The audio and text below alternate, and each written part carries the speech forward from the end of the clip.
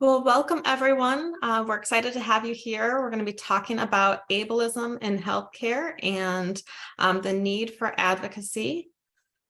I think we'll move to our next slide as we kind of get into our agenda and then our introductions. So we have a lot to cover today. We have a very ambitious agenda. We do want to go through some foundational information with disability, definitions, and background. I will be covering disability models, some research on ableism, and then we really want to get into tools for advocacy and allyship recommendations. And we are so excited to have patient experiences representatives here as panelists to take kind of the educational content and talk to us about application with their lived experience. And throughout, we'll have some engagement and time for responses as well as some questions. And as I said, we'll get into some little brief introductions as we start here. So that's next slide. And then also just to recognize that myself and Kristen as the presenters here, we have no disclosures, no relevant financial relationships to disclose here. Next. You want to introduce yourself, Carrie? Sure, since I've been talking already. Awesome, sounds good. So I'm Carrie Pilarski. I'm a rehabilitation psychologist in the Department of Physical Medicine and Rehabilitation, the Division of Rehab Psychology. And I'm experienced in working mostly clinical in our inpatient and outpatient settings. I do have some research interests that generally focus on adjustment with disability. And I also have my own lived experience with physical disability. So if you see me in person at the hospital or any of the various settings, I use a motorized scooter. So that is my lived experience as well. Thank you. And I am Kristen Skyton. I am a physical therapy clinical specialist at MedSport at Michigan Medicine. I operate out of our Domino's Farms clinic location. I'm also on faculty with the School of Music, Theater, and Dance. I work with the dance department and also with the wellness initiative over there. I have a bit of background with this, with personal experience too, in working with just myself. I have, as we'll go through some of the disability terminology, in invisible disability. So have had colitis and then a total colectomy for about 20 years now. And then my son also has ADHD, so navigating these waters with him as well. Next slide, please. So we'll go through just a quick introduction. I know Carrie will chat about this a little bit more as we go into health disparities and what that means for our patients with disabilities. But to start off with, people with disabilities face barriers in pursuit of good health, and that can include, it's definitely not an exhaustive list, but can include less access to adequate health care. They can also be engaging in risky health behaviors like smoking, physical inactivity.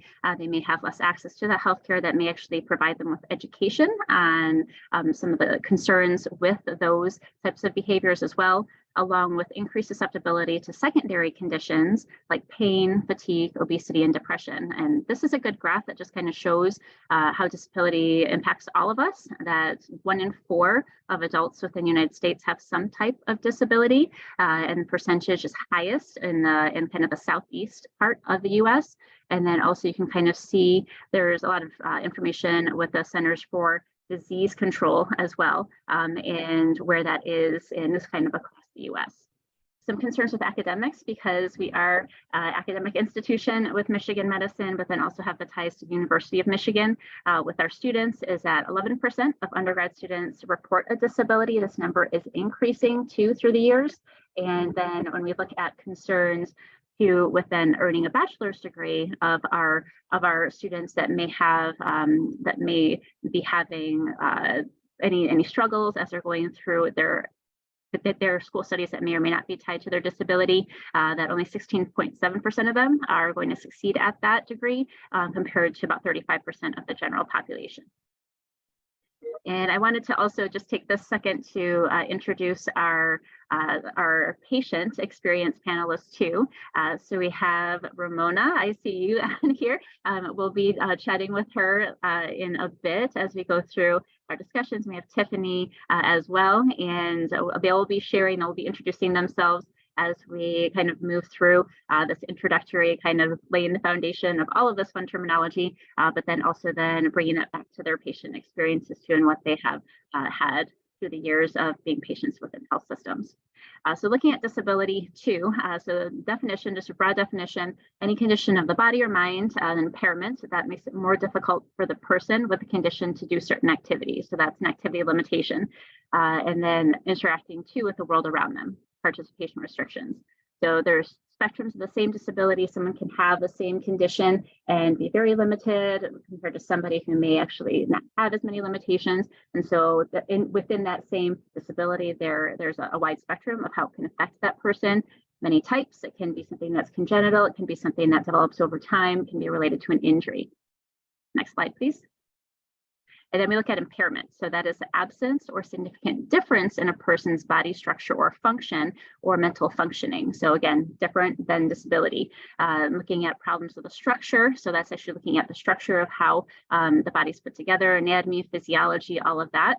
So it can be a structural impairment, like an internal or external component. It can be a functional impairment, so a complete or partial loss of function. And again, looking at something like a function of vision or hearing, or then how then it affects your body parts. Next slide. Then when we look at the difference between activity limitation and participation restrictions, activity is some type of execution of task by the individual. Participation is then their involvement within that life situation. So some examples are learning and applying the knowledge, mobility, managing tasks, activities of daily living, engaging in major life areas like social, civic life in their community, and then working on relationships too. Next slide. So then when we look at the American with Disabilities Act, that is a broad encompassing act. It was a civil rights law that was enacted in 1990.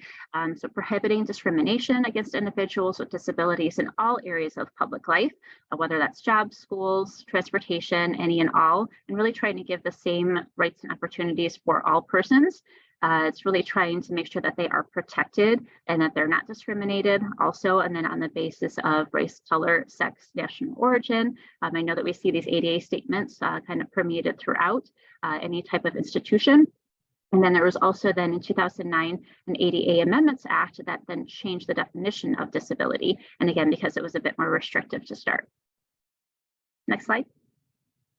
So then when we look at the Individuals with Disabilities Education Act, that's a little bit different than when we look at the ADA versus a 504 plan. That is going to be affecting students that may be in secondary institutions, so our kids.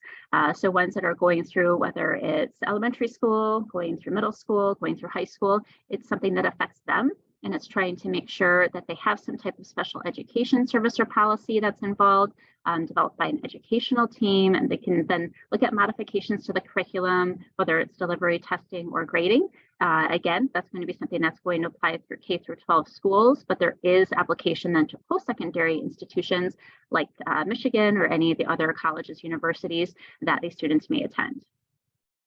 Next slide. So then breaking it down even further between temporary or permanent or chronic disabilities. Temporary might be something that's related to an injury, a surgery, a concussion, something like that. Some medical evidence noting that they cannot return to work or school for a period of time, and there's certain benefits that are related to that too, versus a permanent that their condition may have plateaued or they cannot return to that previous level at all. Recovered is something, again, that we're looking at from a rehabilitation, from a medical perspective, that their condition may have improved to where they no longer need that benefit. Next slide. So then when we look at invisible versus visible conditions, invisible ones can involve psychiatric, cognitive, learning disabilities, sensory disabilities, and some physical. Like I said, that's kind of where my disability lies, but depending on the day, it can waver from visible to invisible, depending on the severity of your symptoms, depending on if you may need more assistance that day for mobility, all of those depending, and again, on how that is affecting you that particular day. But this is where it gets challenging too, that there's stigma, there's bias that is related depending on those conditions and their visibility. And so what's giving the least stigma is visible, and that's usually because people that are outside of that patient with a disability can see that they may be working through something, that they may actually have something that they're dealing with versus something that may be invisible. It's harder for people to perceive that. Next slide. And then when we further then get into disability concerns and kind of the structure of this talk too, looking at ableism, that is discrimination in favor of able-bodied people. And so again, when we look at what's available out there, when we look at whether it's accessibility, accommodations, that Carrie will be chatting about too in here, that ableism is looking at it more from the perspective of people who can do all of these tasks, who have access to all of these, versus where there may be limitations on people that may not be as able-bodied. Also, intersectionality to suppress one identity in order to preserve another in a particular context, and whether it be that if you are a person with a disability, that then may also have another layer to your identity, whether it be race, whether it be gender, that all of those layers of your identity, that someone may actually find it beneficial to suppress one in order to help preserve or to try to move forward with another. And again, that gets to be challenging because we all are really a sum of our parts. And then looking at erasure, avoidance of identifying a disability, or that people may have negative thoughts, and so they may not feel as wanting to be able to talk about their disability because of the context or any bias that may be related to it depending on their environment. And then looking at hypervisibility, that they may be objectified by people around them because and not having that control over their disability. Again, if it's something that we're trying to do for somebody or hold someone up for, we look at even like some type of a fundraiser or something like that. That's where that may come into, or if there's a topic for a story or anything. Next slide. And so some sayings, and so I want you to look at this and see if any of you may have said any of these. And I know that when I first put this together, I am guilty of having some of these ableist sayings, and whether that be in my past or even that I've heard around me. And so I want you just to kind of take a glance. I'm not going to go through all of them, but just take a glance at the slide and see if you yourself or you have heard any of these sayings or some version of them, because it can definitely be concerning for those that may not be able to have as much accessibility, not be able to perform tasks to the same level as those that may not have a disability. So I just want to take a couple seconds and look at this slide as we move forward.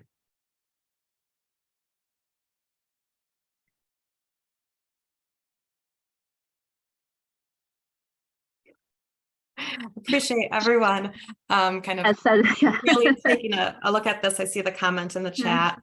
And so, this is kind of where I want to pick up and join in and say that, there's even a lot of disability specific themes that come up in ableist messages. And oftentimes they're, a person doesn't realize the impact or what it's really communicating to the individual themselves. And so a lot of these sayings, a person is not even recognizing them themselves, but really are giving a message maybe that kind of denying or minimizing another person's experience. That's a frequent kind of microaggression related to disability, is kind of that denial of experience or minimizing it, like, oh, it's not that bad, or it'll be okay. And that's not where it was intended from.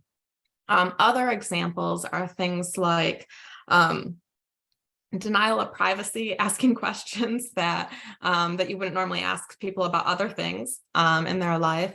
Kind of endorsing experiences or perspectives of helplessness is another theme that comes up here.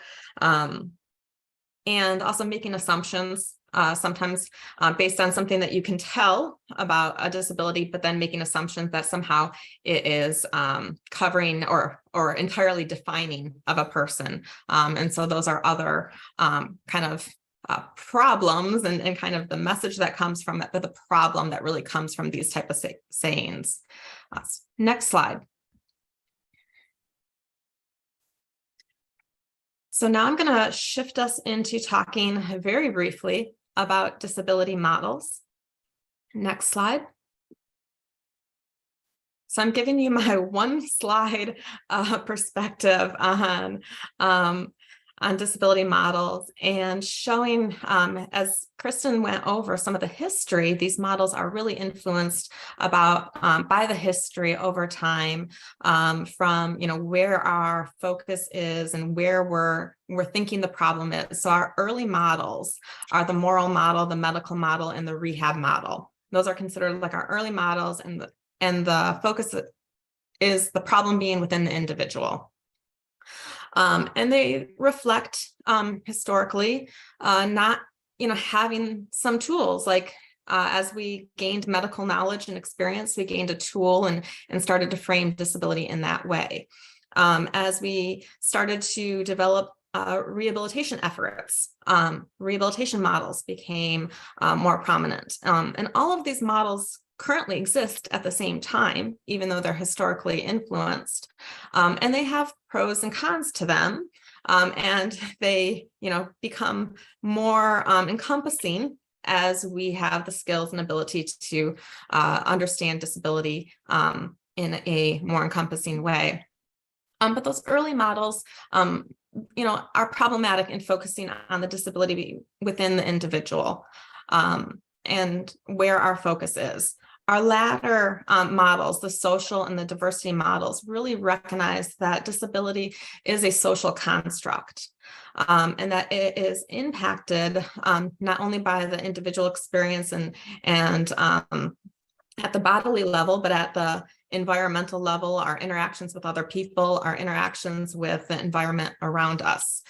I like to point out kind of a key difference between the social and the diversity model. In the social model, we start to kind of recognize that disability can be an aspect of a person's identity, that a person should be included, that a disability is accepted, and really that it is reflective of a spectrum that is, anyone can experience any levels of disabilities, and so it is accepted. In the diversity model, it is valued. And so that's really kind of that key difference as we move from the social to the diversity model, is that not only is it accepted and we're understanding disability better, but we're valuing that experience that a person has with a disability, that it's part of who they are, and that it brings meaningful experiences that can be shared. Next slide. I like this visual representation of disability being a social construct. And so the picture on the slide in front of you shows the individual, a person in a wheelchair, so the person with the impairment or the condition.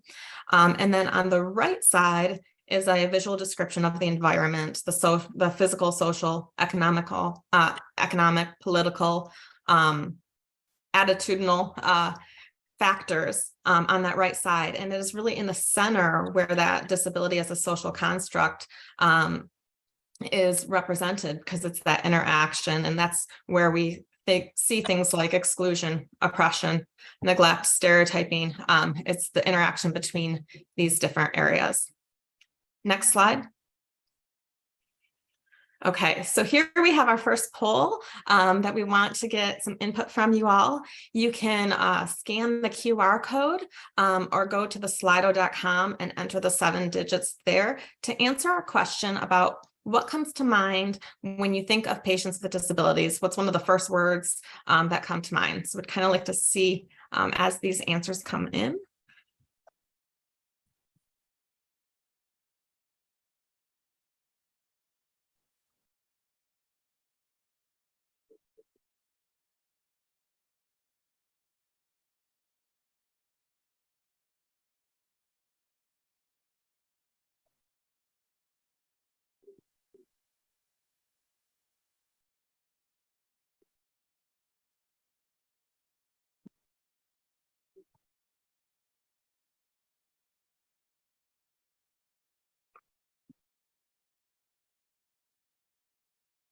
All right, so we have people thinking with our topic today about advocacy and accommodations. That's coming up as a strong response.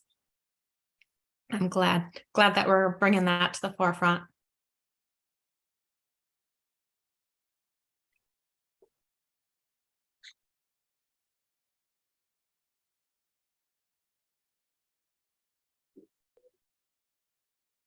I also see they're overlooked. And I think that that's an important one to point out. And that oftentimes kind of understanding and reflecting that individuals with disabilities, their needs are not being met and are being overlooked, unsupported. We recognize that people are faced with barriers, stigma. And I think understanding disability stigma is unique because it doesn't often seem mean. It reflects pity. So we kind of have a better understanding as we talk about this, about what it looks like when we're talking about disability. Another nice way to kind of explore the way that societal messages have impacted every single person in terms of the way we think about things is also to do implicit association tests. So if you ever had the chance to kind of search for IATs, implicit association tests, that can also give you a chance to kind of explore kind of quick reactions that sometimes a person is aware of some of them, but not fully aware of the messages that we receive about disability. All right, so we will go to our next slide and really kind of get into just some highlights and key points about research on ableism and the way it's impacting healthcare. Next slide. So I want to talk about disability as a health disparity. And when we think about health disparities, it's really focusing that the difference in health outcomes at a population level, and that this really reflects this history of social, economic, or environmental disadvantages. And these are things that are regarded as avoidable. So as a group, people with disabilities fare far worse than their non-disabled counterparts across a broad range of health indicators and social determinants of health. Next slide. When we talk about and think about social determinants of health, these directly influence the health status of disabled people. So increasing morbidity and mortality rates. And we know that with poor social determinants of health for disability, oftentimes related to decreased income, housing difficulties, transportation problems, and social isolation. We know that compared to persons without disabilities, persons with disabilities are more likely to be unemployed and live in poverty. And that despite this, people with disabilities incur much higher healthcare costs than their non-disabled peers.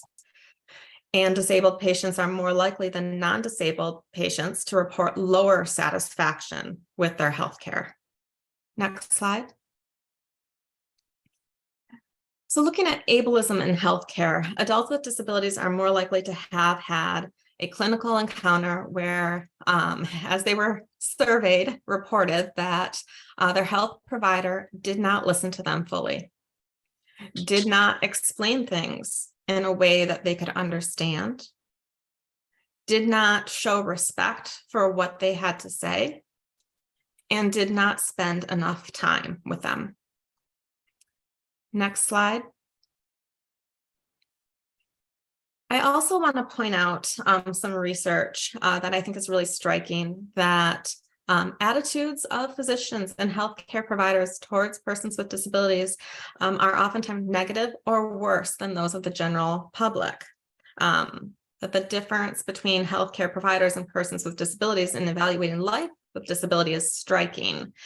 So surveying emergency care providers, there was a study, and this is a while back. I'll talk about a newer one as well, but I just think this is striking that 1994, emergency care providers, only 18% reported that they believed that they would be glad or okay to be alive with a severe spinal cord injury, compared to 92% of people who actually have a high spinal cord injury who reported that they're glad to be alive.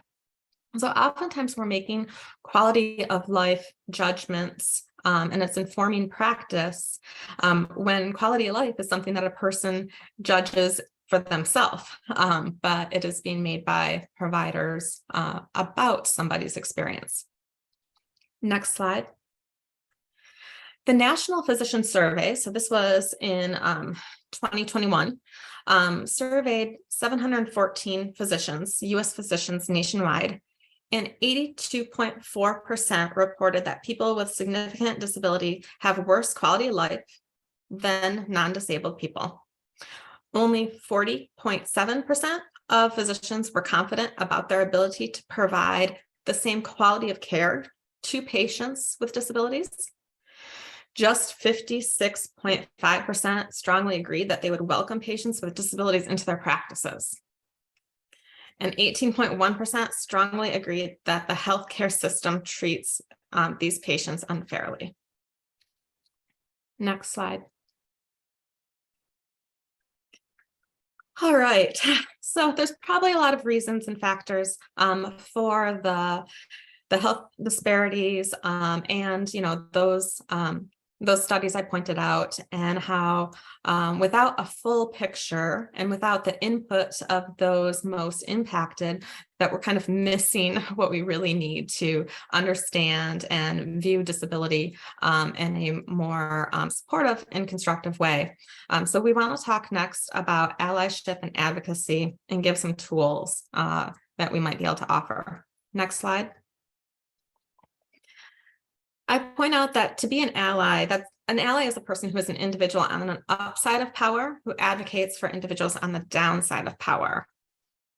In order to be an ally when it comes to disability, a person at the minimum needs to have kind of disability cultural competence, awareness of the basic knowledge, the types of things that we're presenting today, and then be able to use that knowledge and their knowledge and expertise and positions to support and advocate for marginalized communities. I point out here that sometimes we don't realize, but everyone here as a part of a healthcare system is in a position of immense power. We might even forget that, but that we are serving individuals with disabilities. We determine access, we determine the types of tools or resources that a person is provided, and we hold information that we can share. And so in all of these ways, we are in these positions to have a significant impact on the experience of disability. Next slide. There are a couple strategies or ways I want to point out to enhance our cultural competence when it comes to disability. I have a picture on the left-hand side of a book that I highly recommend, Demystifying Disability: What to Know, What to Say, and How to Be an Ally by Emily Laddo. And then I point out that it's important for us to hold ourselves accountable to focus on intersections and multiple diverse identities to include disability. And sometimes in my introduction, I like to say that I want to recognize my own position of privilege and recognize that, even though I mentioned I have lived experience, I know that being a white woman with a physical disability has privilege, and that intersectionality means that as various diverse identities, impact a person, we have to recognize that. And I won't go into kind of showing hierarchy of disabilities, but when we think about stigma, physical disability is oftentimes least stigmatized and yet most represented in our efforts to address ableism. Another strategy to improve our cultural competence is to read works by disabled authors about their lived experience, to learn the history about things like the disability rights movement, to watch movies or documentaries that portray disability and really take a critical view of that and look at the positives and negatives that you see coming from the way disability is depicted. Engage in your own self-examination about disability biases. And then I also mentioned to restrict simulation exercises that really only make a person kind of see difficulty without understanding the whole picture, the whole experience. Next slide. Here's another kind of resource about how to show up and demonstrate allyship. Not only is it understanding intersectionality, but thinking about how to use preferred language and terminology, understand understand why a person likes to use certain terminology, maybe where the meaning comes behind words that we use. It's not meant to be a guideline for what to say or not say.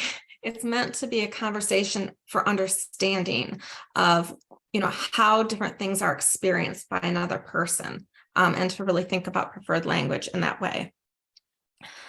Embrace universal design. Accessibility is a must. It's just the start. And then I also put on here, act as an ally publicly. Whenever you have a choice of whether or not to respond to an issue that you notice, that means that you have privilege. I experience that. There's times I can choose to address a problem that I see or not. But I have the saying off to the side that if you're neutral in situations of injustice, you have chosen the side of the oppressor. Next slide. I think I'm towards the end here. As lastly, I point out a few different organizations kind of listed off to the right: the National Council of Independent Living, the American Association of People with Disabilities, the Association of University Centers on Disabilities. And I point these out because we really want folks to know that to be an ally, you support the voices of those people and what the agenda is. And these are groups that have agendas and have areas for us to advocate. We don't have to figure all that out, and we shouldn't figure it out or make those decisions without being informed. So those are good resources. Again, just kind of pointing out other things to recognize about our own biases, recognize the tendency of silos, even amongst individuals with disabilities, and to support cross-disability solidarity, because we know that there's silos in terms of how, because of various stigmas, and just to kind of recognize the shared experiences too. And then disability justice can really only progress with aligning with other areas of social justice as well. Next slide. All right, so I mentioned earlier, if we kind of go beyond the ADA, which was a great starting point, but is really kind of a minimal standard, we looked at things like universal access. And so I like to kind of compare these two, the accommodation versus universal access, and the different approaches and the way that they're being done. And that an accommodation approach tends to be focused on an individual rather than a whole kind of system or environment. An accommodation approach is oftentimes kind of in retrospect changing something rather than being forward thinking in the way we're designing our environment or the way we're educating, that is increases access to as many as possible and ease of access and works for as many as possible. So it's proactive. Universal design is inclusive, and it is more sustainable because it is meant to serve everyone and to be kind of incorporated into our environment and the way we're doing things. Next slide. Okay, we have gotten through the bulk of the content, hopefully quick enough, because this is really, we want to hear and elevate the voices and experiences that that patients have. I'll kind of pass it back over to Kristen as well. We'll both kind of moderate here. So we are fortunate today to have Tiffany and Ramona, and they are both patients that have a lot to share with us regarding their experiences within the health system, within the community, and we definitely like to kind of open the floor to them.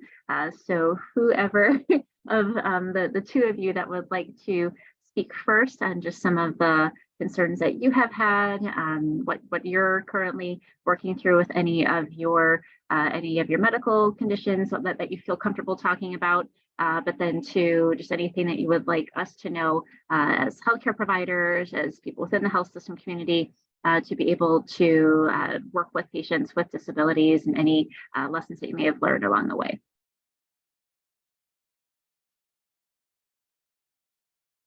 If whoever wants to start off, kick off the conversation. Well, I can go first. Ramona. Okay, awesome, Ramona. Thank you. When the ADA was first signed in the 1990s by former President Bush, there was a key word in employment: reasonable accommodations. And a lot of employers at the time balked at using the ADA because they felt they would incur additional costs to bring a disabled person into their workforce. This has been one of the problems I've run into trying to work professionally.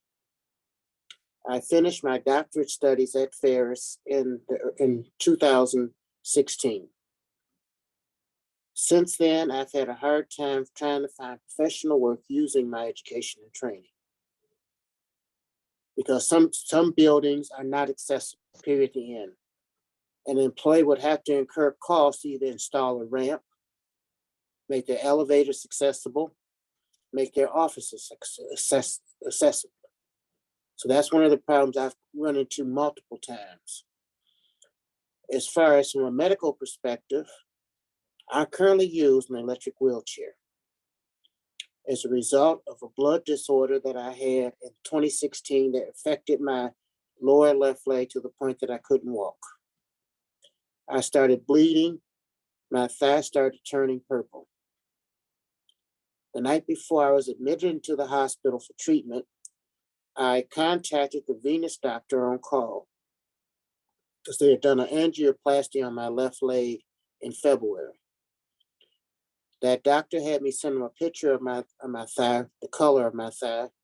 He told me, just go to bed, don't worry about it. The next day, one of my co-workers said, Ramona, you need to go to ER, you don't look right. By the time I was admitted to the ER and the nurse told me to start taking my clothes off, the purpleness had spread from my knee up halfway my thigh. That's how much I was bleeding. I didn't even realize it. I was subsequently admitted to the hospital. Eventually, the bleeding did manage to stop without further surgical intervention. But by the time it stopped, I couldn't walk. That was when I was sent to rehab, and the recommendation was that I start using an electric chair.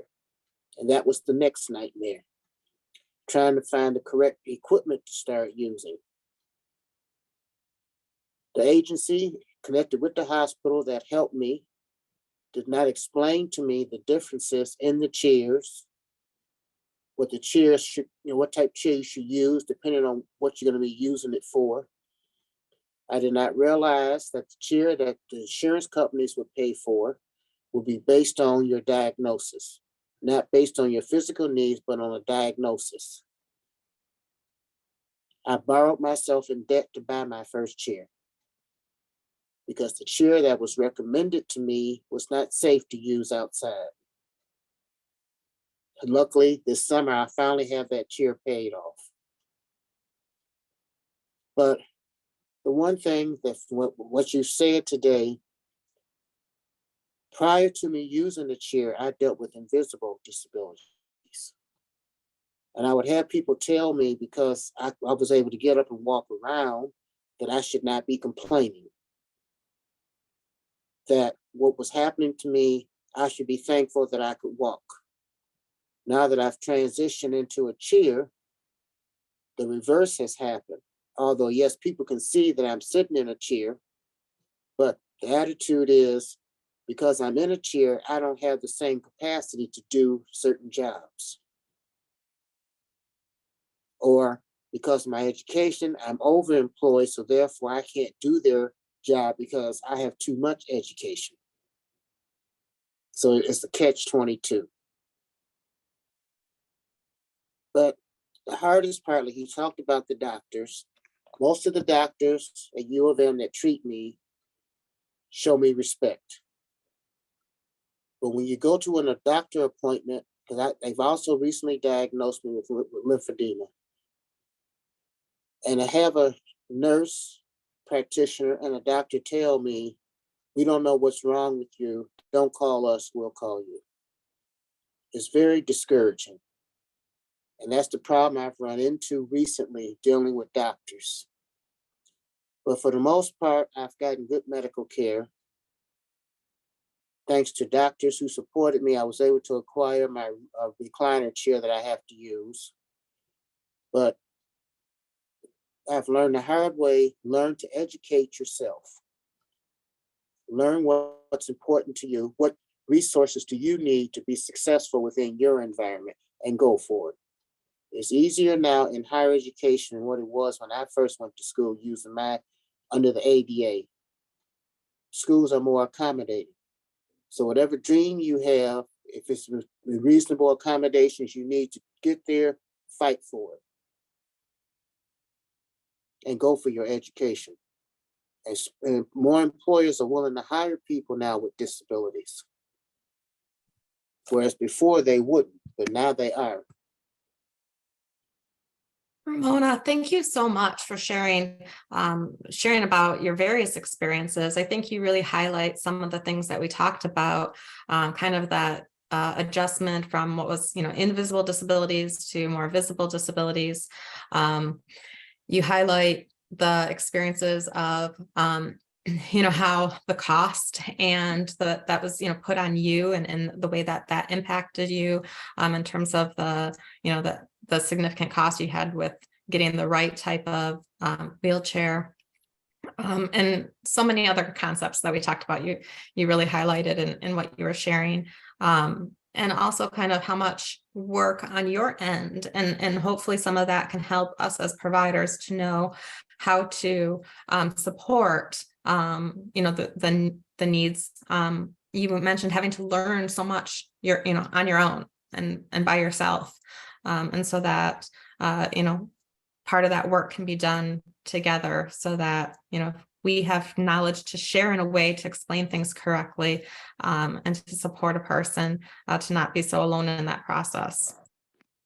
I know I didn't capture or summarize all the kind of learning that we got from your story, but that was just some of my takeaways.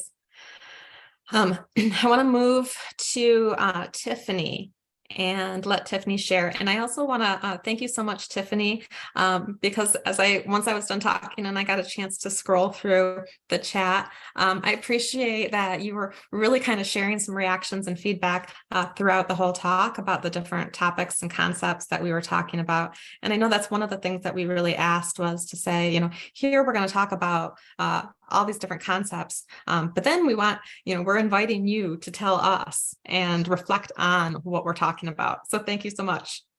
Comes from habit, from work, when we always do teams, sometimes you can't always say anything, you're like, but you're welcome. My name is Tiffany Stokely,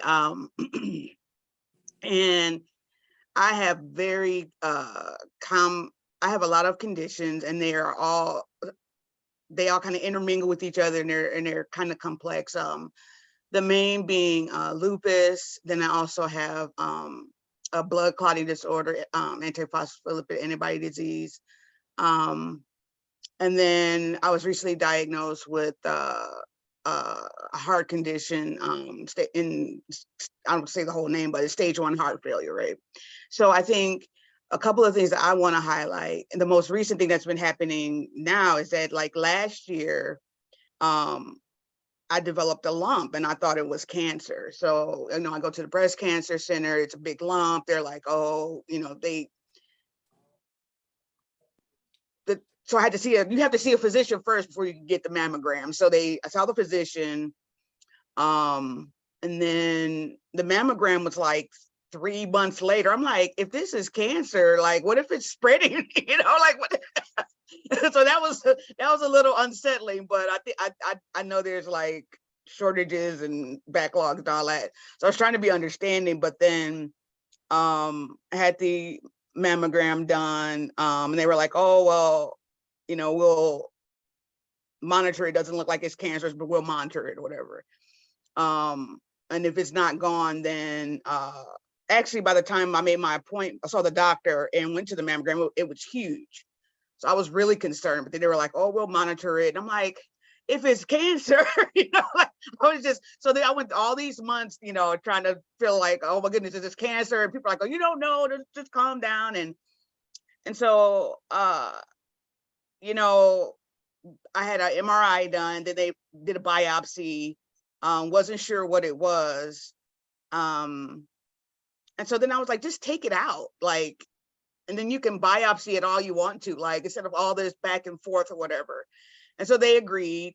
They took it out, and come to long story short, I have a rare condition called Rosé-Dorfman, where your lymph T cells clump together in certain areas. And not only do I have this rare condition, I got it in a rare spot. You usually don't get it where I got it. And so recently we were trying to deal with that and address the like how to keep the lumps from forming, because they can form in lymph nodes and other places that is more dangerous.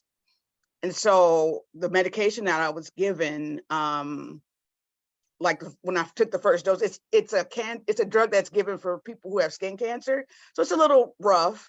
And I took it and I had all these like side effects. My face broke out. I mean, I was devastated. Like, I was still going to work, but it was hard to work. And good thing for me, I work from home 3 days a week. But when I went back to the doctor's office, they were like, well, can you keep using it? I'm like, like this medication has me, I'm like, I probably shouldn't have drove here today. Like I shouldn't be driving at all.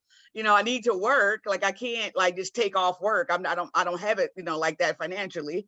And so I think one of the biggest things is quality of life, and making sure that when, medication is prescribed for different conditions, that quality of life is considered, because for me, I already, in my mind, I already have so many things that I can't do because of lupus or because of, my heart condition. And you're going to give me this drug that's going to make me even more drowsy. So I think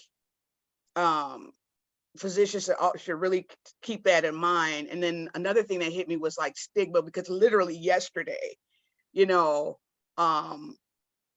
I was just kind of telling my team leader, like, I'm really tired, but my hemoglobin's low. And she was like, oh, just eat some figs. And like figs. So I looked it up. I was like, I looked it up. Sorry, I'm doing double duty right now. I looked it up, and so figs like help build your iron and give you hemoglobin. But I was like, okay, so how do I address this without being, because I was offended at first, without coming across, I want to educate, not, berate. So I sent her a note. I said, hey, I looked up figs. I'm like, these are some properties of figs. I said, number one, that if you have a tree and fruit allergies, you shouldn't take them. I have both. I was like, it's the iron in the figs that produces hemoglobin. The fig itself does not produce, because she was like, oh, figs produce hemoglobin. And I knew that was wrong, just, and just all this stuff, right? So I gently educated her about like, okay, this is what figs can cause kidney stones, and I get kidney stones. So I was like, if I would have just taken your advice, this would have happened. So I was like, you need to be careful about giving people advice, especially if they have medical conditions. And I was like, and you also, she was like, at the end, she was like, well, food is medicine. And so that's what really got me, though. I was like, okay, Tiffany, don't get fired.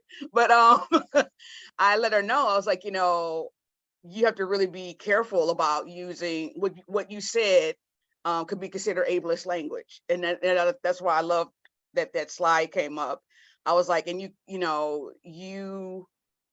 don't know anything about me, my medical history, anything like that. And I was like, yeah, for the average person, yeah, it may boost their blood a little bit, but I'm not the average person, And so I said, and you can also diminish my experience and make it seem like it's my fault that I have these conditions. And it's not. I said, they're all genetic, per my highly qualified doctors that I see, all 6 specialists, So I think those were a couple of things that stood out to me. And I think in terms of having invisible disabilities, it's really challenging, because I have a pretty like upbeat disposition. So even sometimes when I'm not feeling well, I'm like, hey, you know, blah, blah. And so I think it's hard a lot of times for my physicians or even my loved ones or friends or, you know, anyone I come in contact with to kind of to understand that when I say, okay, I don't feel well, I don't feel well. Because I'll say like, you know, I'm not feeling well. And they're like, oh yeah, I got a cold the other day. And I'm like, no, this is more than just I have a cold. And I think those are the things that can kind of be discouraging sometimes when you have an invisible illness. Like, it's funny that a lot of my coworkers all of a sudden got colds. So everybody's like, oh, I got this cold. And, but on the flip side, for me, I have to not discriminate. That's one of the things I've been learning. It's like, I can't discriminate against them. Like, oh, whatever. It's just a cold. Get over it. You're not about to die, And I'm like, don't do that, Tiffany. You don't want that done to you, So I think those are some of the things that I wanted to kind of highlight, the things that have been more recent. So. Thank you so much, Tiffany. Those are great examples. And actually, you really highlighted an area of focus on expanding kind of the recognition of the themes of microaggression, and that there are additional ones, which are the tendency to blame a person, again, trying to make recommendations like, oh, you should do this or you should do that, because that expresses a sense of blaming, the person for their experience. And then that upbeat disposition and everything, that tendency to have the responsibility to make other people feel comfortable, and the additional like demand it puts on the individual themselves, that they're supposed to put everyone else at ease and somehow, approach it in this way. And I mean, you covered so many things. We need more time just to have you guys talk more. It's just, there's so much to cover in such a short period of time. But I know that both Ramona and Tiffany have other examples and ways that they really have done a lot of advocacy. And so actually, by bringing you guys here today, I hope to stay connected, because I hope that, the things that you guys are bringing up are things that we can continue to make sure to work with you guys, because you guys are already having great ideas and have done yourself tons of advocacy. We are going to kind of go to our ending here. I did throw in an evaluation form in the chat too, that I hope people will give us some feedback, and I wanted to get that out there so that people can click on it and open that up. And then we also really want to do this last slide so that everyone kind of formalizes an action that you can take. So we'd love if you have in these last few minutes, do the QR code or go to the slido.com with the 7-digit number and write down and let us see like what is one action each of us can take as we wrap up here today.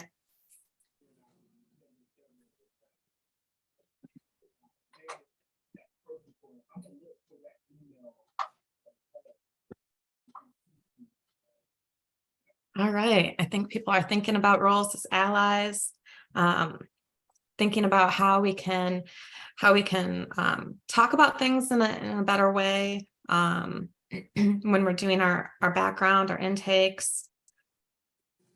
Definitely thinking about language and context.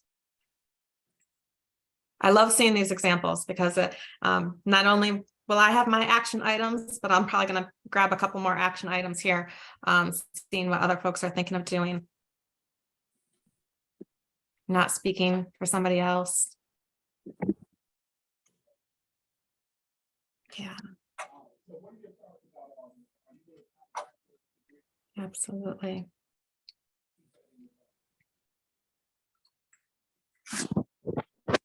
Thank you.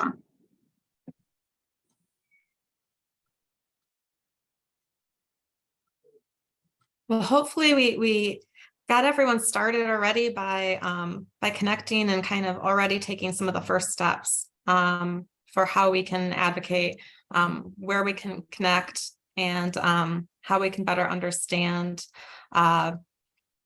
disability experiences and the impact on healthcare. And then can we go to the next slide? There's just a couple more. Oh, yes. Some summary points. So, and just looking at then implicit bias in the clinic setting, and again, this is just a quick summary of everything that was covered, which is a lot of information, but then looking at some of those health disparities and those secondary conditions, looking at inaccessible healthcare facilities and equipment, that lack of knowledge. So hopefully this helped with providing some of that knowledge, some of the education, but hopefully it also triggered for some of you maybe looking more into these topics, more looking at journal articles, seeing what's available out there, more educational opportunities to be able to expand your knowledge for this topic, and then how it could help your patients out, family members, your community.